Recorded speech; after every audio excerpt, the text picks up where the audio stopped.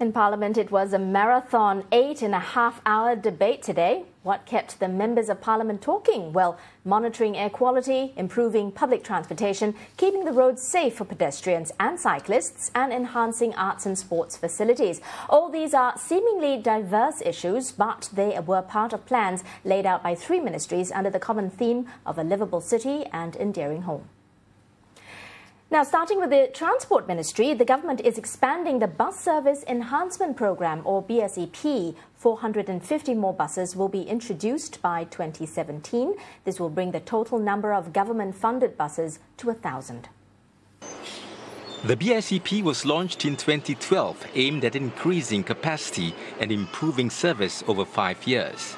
Under the programme, the government will add 550 buses to the existing bus fleet. 320 are already on the roads, and the rest will follow by the end of 2014, 2 years ahead of schedule. As part of the expanded program, there will be 450 more. The expanded BSEP, just like the original, will be funded by the government and not from fare increases. It will continue to draw from the 1.1 billion Bus Service Enhancement Fund.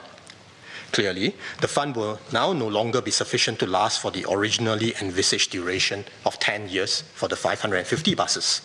But I know it will be sufficient to last the next few years, and we will carry out a review of this fund at the appropriate time. One transport analyst explains the need for enhanced government funding. Somewhere along the line, there must be a reasonable rate of return to the private operator. And otherwise, there's no reason for a private entity to be in business. We acknowledge that this is not exactly selling clothes. This is selling public mobility, which is a need, right? It is a need. Now, if you want to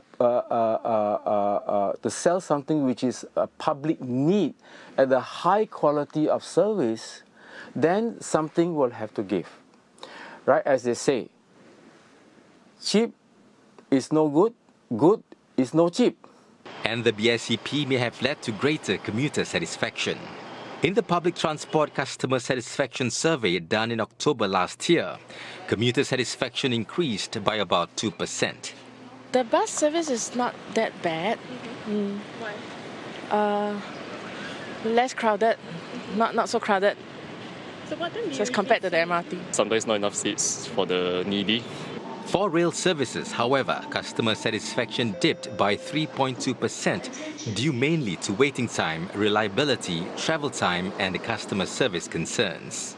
Recently, the penalty for poor service by rail operators was raised to 10% of fare revenue of the affected rail system, or $1 million, whichever is higher. There is even now a suggestion of compensating commuters inconvenienced by service disruptions. Commuters who are impacted by disruptions are credited only for the fare for the failed journey and also provided alternative bus transport to their destinations. Perhaps fare credits for future trips, depending on the duration of the severity of the disruption experienced by the commuter, would be more just. We will consider carefully Mr. Fu's suggestion of compensating commuters inconvenienced by service disruptions with fare credits for future trips.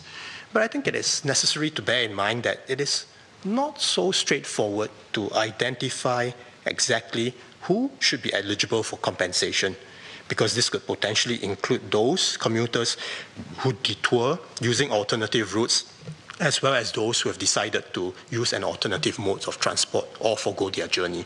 Mr. Lui said that even though there continues to be setbacks in train service, the overall trend on train withdrawals showed improvements. Train withdrawals were reduced by at least 25% in 2013, with the goal of bringing it down by 20% this year.